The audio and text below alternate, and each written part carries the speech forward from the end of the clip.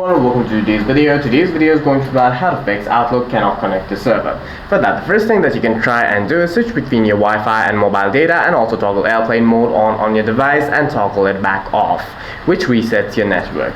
The other thing that you can try and do is open up the Outlook account on your device. Simply type in Outlook, tap on the Outlook app, tap on the top left of your screen to tap on your profile icon.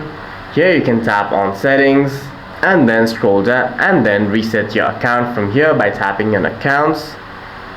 Tap on your Outlook account and then hit reset account to reset your account and try again.